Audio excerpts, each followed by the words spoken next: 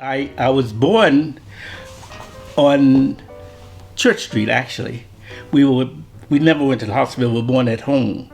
So I was born there, lived there for 2 years, and my mother carried me to Mill Street, and that's where I lived until I got married. Then I came back up to the house where I was born on Church Street, right across from the Orange Creamery. And Jane and I were married there. I mean, we were married and we lived there for 2 more years. Then I've been back down Mill Street in the duplex right beside my mother, where I was born, where I was reared, actually. Yeah. When you were a child, Yes. you helped your father I did indeed. deliver milk and cream. Yeah. Well, I helped Joe Baker, if you remember. Joe Baker was a milkman. And we would get up, my brother and I, we would get up about 5 o'clock in the morning, and this way they were delivering milk. We were delivering milk to people's houses, and they had the bottle with and they bottled their own milk in the dairy at Orange Creamery. And it was a great big thick bottle, and you had grade A milk, which had about 1.5 inches of cream on top. And the cap, But we would go down to the house to deliver it in the morning, and I think we went all the way out to Little Skyline. That was the end of our road coming on around back to Orange Creamery. By the time, we went out to the Little Skyline, but we came back through 635. This is where my mother lives, on this road now, a dirt little road there. But we had to go. I can remember going down through the little waterway. There was no bridge there, so we had to go through the water there. And my brother and I would be eating nabs and chocolate, drinking chocolate milk, and going to sleep right there. Because at 5 o'clock, it was about 12. We were ready to go to sleep there. That was on Jones's Mill Road.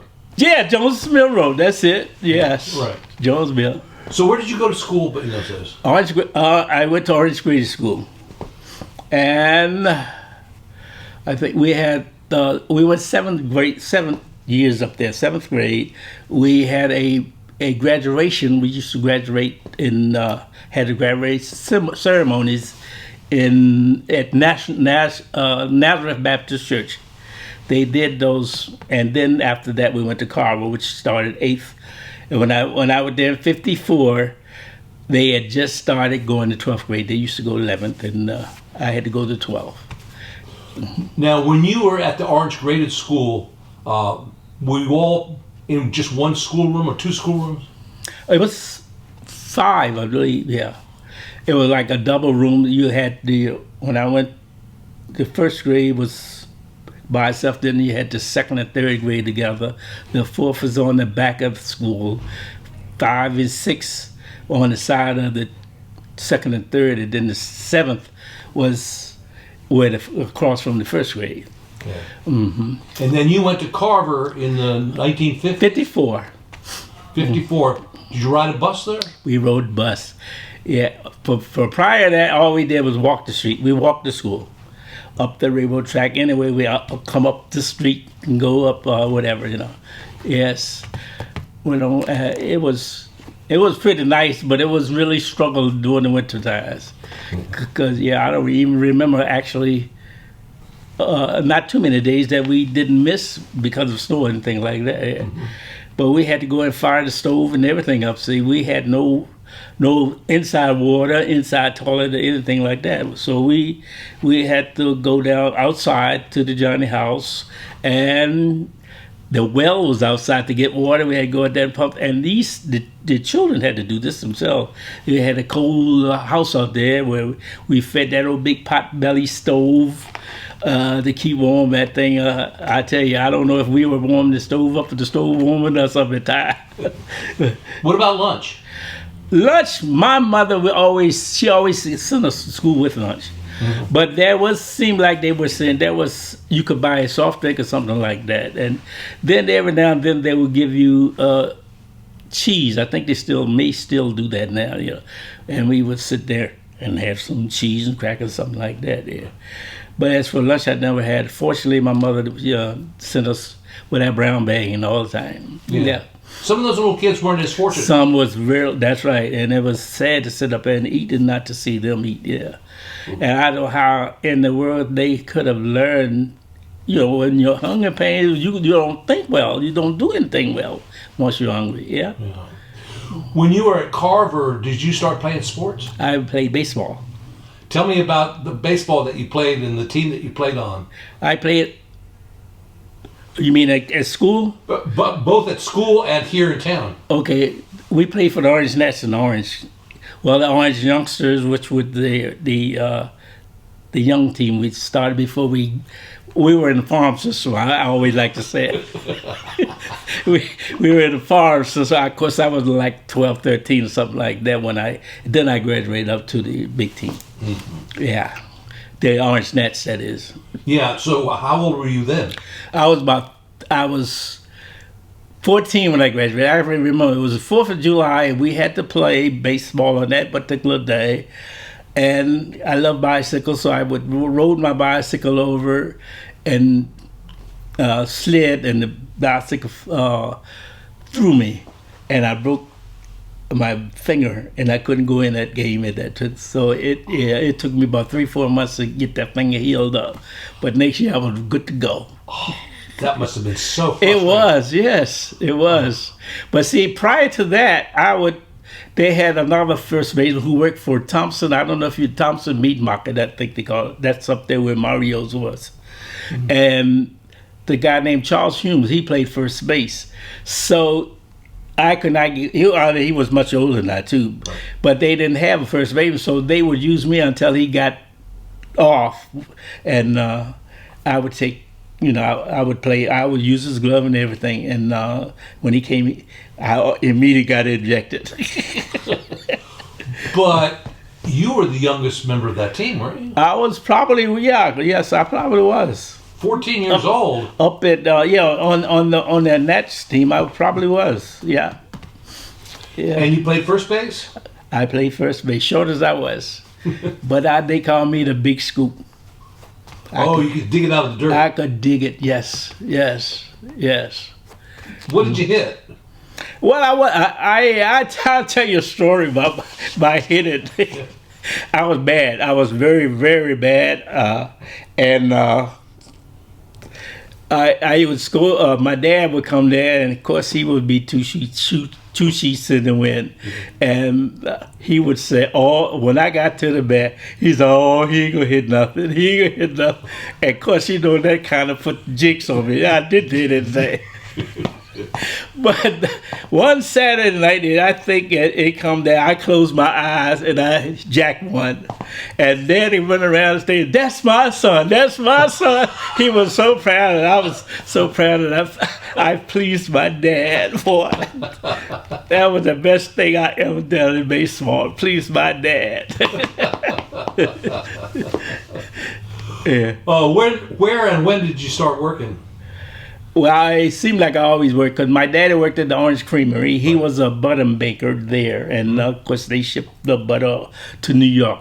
I can't even think of the trailer out of Culpeper. He would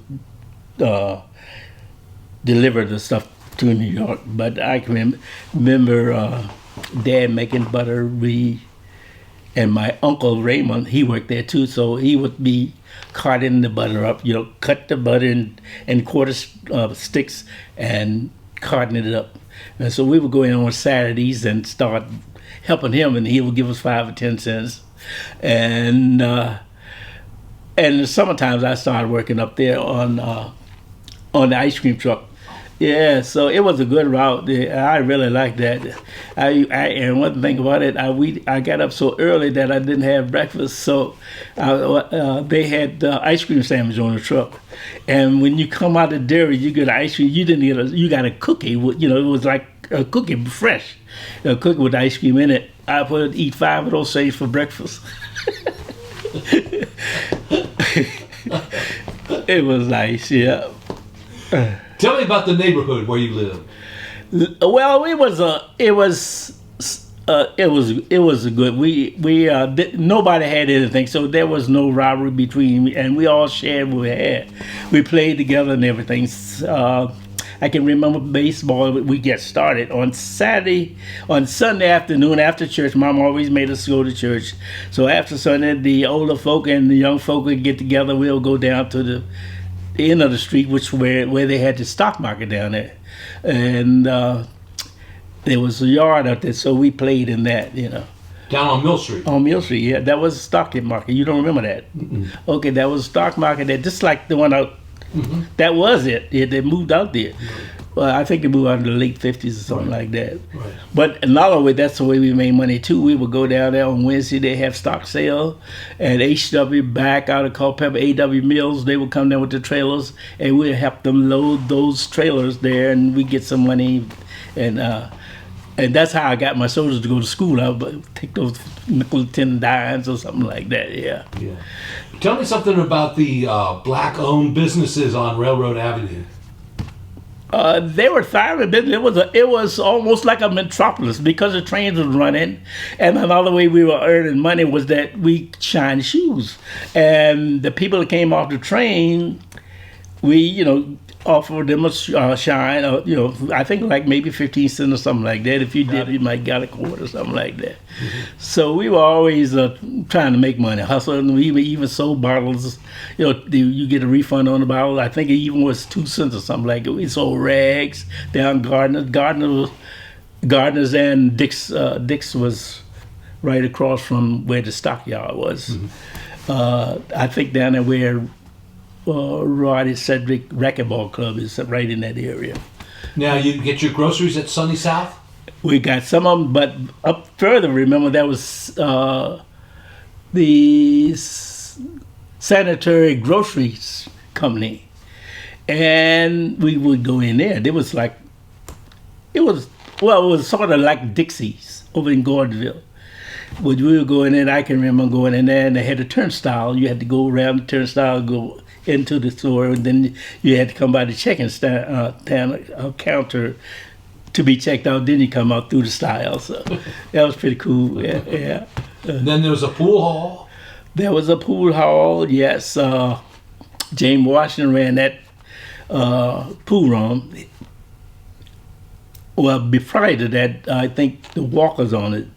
Isaiah Walker, who was one of the greatest ball players in Orange County, I think. Anyways, his grandfather owned it. His daddy ran it for a while. Then Zeke got it and helped. He cleaned up and ran it while he was going to school and stuff like that to make money for himself and help support his family. Yeah. And then what about Sneed's Barbershop? Sneed's. That's where we used to get our haircuts. Yeah. And of course, it started out on Mill Street. We call it the hole in the wall. That was on Mill Street. Now that's in the basement.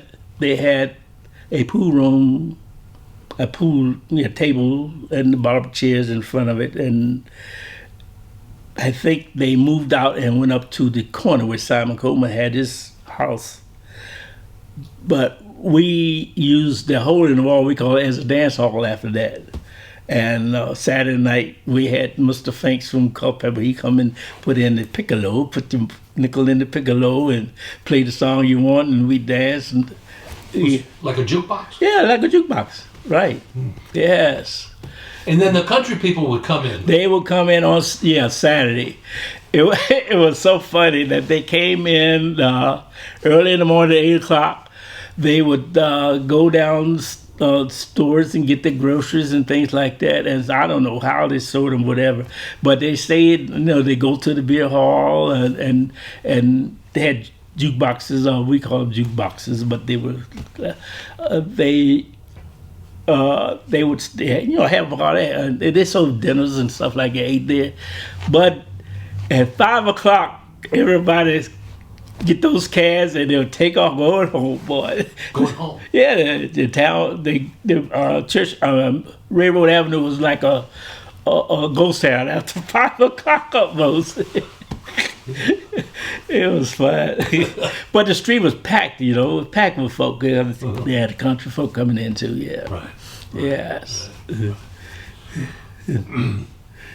There were a lot more businesses in town back then. There was, and the whole lot were black owned, yeah. But even the barbershop, the white barbershop, was owned by a black man, Ben Bowler. And of course, he had black barbers but black folk couldn't go in there. Yeah, unless they went in on Sundays after the store closed and get the haircut somewhere like that. But they couldn't go in there. Yeah, That's crazy. yeah, it's crazy. Yeah, but You don't see that anymore, really. no, you don't. That's right. Haven't seen it for a while. That's right. That's right. Yeah. Yeah. When did you start to work for the bank? I graduated 59, and I think, it was in February of 60. I was sitting at home. Mama said, "You got to get out. You got to get a job. Got to get a job." There were no jobs in Orange for black men. So what I did, unless you wanted to work, I did work for Harwell doing. I did clean up before I graduated. I used to clean up doing this every day, and then Saturday maybe do a thorough job. And in the summer, I worked.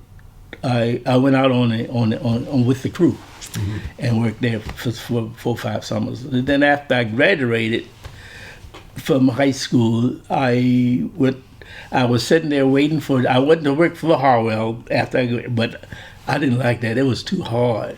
They had me. I was like 125, 30 pounds, and they had me lifting those 100-pound sacks to feed this big crane there, and he was pouring concrete down the big wall. So I had to keep up with this machine.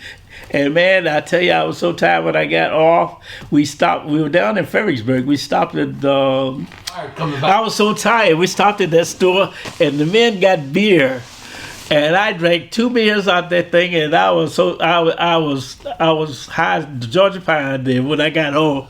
So that was a Friday night, and I tell you, I didn't go out that week. I was so tired. I went to sleep in about 5:30. Passed out with bed. Oh. And that's why I still I'm not crazy about beer today. So then you started the bank. I started the bank at 60. I tell you, I got the job. I was at home, and Mama called me and said, somebody called you and said they want to see you up the bank. I said, what you mean you want to see? I don't have no money up that bank. I got a little bit change down the National Bank. It wasn't only 2 banks in town did. So I went up there, and my buddy, we found out to be real good buddy, it's Mr. John Browning. He was vice president, assistant vice president, or something like that then. But he said, Walter, this is we decided to give you this job. I didn't even know. I said, wow, thank you. And they started off with, what they call it? They paid me $1 an hour. For 7 days a week, $1 an hour. I had to, because it was during the winter, and then you had to have a boiler that had fire the boiler with coal. So I had to go in there on Saturday twice a day and just fire the boiler up and put coal in it and stuff like that. So what was your position there? Was it custodian? I started out as custodian, and then I was doing so many things there. They thought that I needed more money, and I did need more money. But for all of the stuff that I was doing, it was like 40 jobs in one. Anything anybody else, I wound up being a utility assistant. Mm-hmm. And so whatever anybody else wouldn't do, I had to do. Mm-hmm. I was even a guard. You were a guard? Yeah, that was designated on paper. I never, on guard. I did repossessions with people. As a matter of fact, I went to Norfolk to pick up a vehicle. Ooh. Yes, and of course I was married then too. But I was so honest. Actually, I went down there and he gave me $100 to spend for my gas and food and stuff like that. I don't know. I must have bought a hamburger and bought all that money back then. They were shocked, that I would bring all that money back. Yes. You mentioned getting married. When did that happen? I was married in 1961. To Jane. Yeah, to Jane. And what was her? She was Humes. Jane Humes. Right. Yeah. Mm-hmm. And y'all are still going strong today. We still, after 60 years there. Who would have thunk it? So how long did you stay at the bank? Because I remember you at the bank way into the... I was up the bank until 94. I had just gotten the best best recommendation and the raise I had ever gotten. 6 months later, I was fired.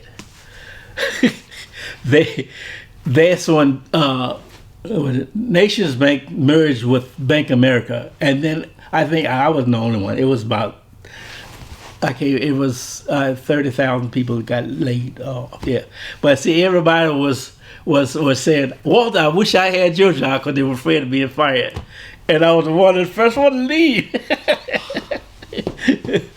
Yes, but fortunately, I've been there long enough to be able to retire. Right, and actually, you went to work for the county, right? I would work for the county after that, about 3-4 months later, yeah. Mm-hmm. I seem to remember back in those days, your nickname was the Mayor of Orange, wasn't it? The Mayor of Maine. The Mayor of Maine. I thought you gave it. You didn't give me that name? I thought you gave me that name. Well, I guess that I think most people think because I stayed out on the street a lot, you know. Town of Orange changed since the old days. It has. How has it changed? Well, the thing is, we don't have that. Seem like they just don't have the personal touch. Seemed like when they sectioned the town off and they ran the road right through the middle of Main Street, it took something out. They ran everything out of town, and of course the people that lived in town, you know, they kind of ran those people out of town. And it doesn't have that good connection anymore. You're talking about the expressway. The expressway, yep. Came through in 1974. That's correct. They set out. They took my uncle's house. There was one of the best houses on Church Street, and he had to go down the country. And I could see my grandmother sitting across the street there, right beside the Baptist Church. First time I ever seen her cry when that big crane came in and tore that house down. That was one of the saddest days of my life, to see my grandmother cry. Yes. Yes, indeed. That was a terrible blow for me. It destroyed the neighborhood there. It did. It ran, because all those people, they had to relocate, and most of them, you know, there was no place in town, so they had to go out of town. So we lost touch with a whole lot of folk that was in Orange. It didn't, yeah. A lot more businesses in town in those days, and not so many. I know, because no, everything is consolidated now. You got one grocery store. We had many grocery stores, you know. We even had Sunny South, which on Rainbow Avenue. That was a little. Webb's had one right down here. I should say Caroline Street. Had that. Yellow Chief and Sparks Grocery, sure. Yes. Then you had the midget lunch down there, right beside the bus station when it was in town. The midget lunch. We had not a little thing right beside the Western Auto when that was on Main Street. There was some kind of lunch, I can't think, right at the railroad track. Yeah. Then you had the clothing store. You had Lerner Brothers. You had Leggett's. Mayru de Sil. We had 5 and 10 stores, Ben Franklin and Eagles, and Little Fifth Avenue was uptown. That was a dress shop for ladies. Firestone was up there. Crafton and Sparks? Crafton and Sparks, yes indeed. And Faulkner was on Main Street. Hardware. Hardware, right, Yes. Then Stephen and Dura Jewel. Stephen and Dura Jewel. That's right. Mm-hmm. Yes. Okay. But many folk don't know that the A and P was right beside Stephen and Dura. Mm-hmm. Then they had a hardware in between there, Ford Hardware, where their parking lot is for the bank there. Mm. So what does Orange look like to you today? How's it doing? Well, I like it, but I just don't like, you know, I have to go out of town and buy a pair of drawers. It's ridiculous, you know, a shirt or something like that. You can't shop in Orange. There's no way. When you had all those stores there when we were 40 years ago, we had them, all these things. It's sad that these things have run out. What ran them out? That's what I'm trying to figure out. Well, all the big chain stores bought them, but this, and people couldn't keep up. The big box stores or something like that, you want to call it, yeah. Mm-hmm. Where do you see Orange 50 years from today?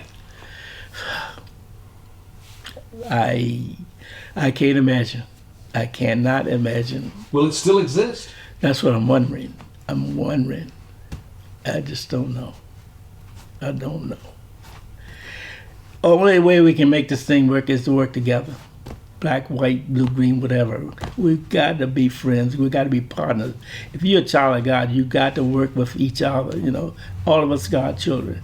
We got to stop separating. Yes, that's the only way. I love everybody. Love people. Yes, indeed. Yes. Yeah, that's my motto. Yes, make somebody happy. Make somebody smile. Don't care who it is.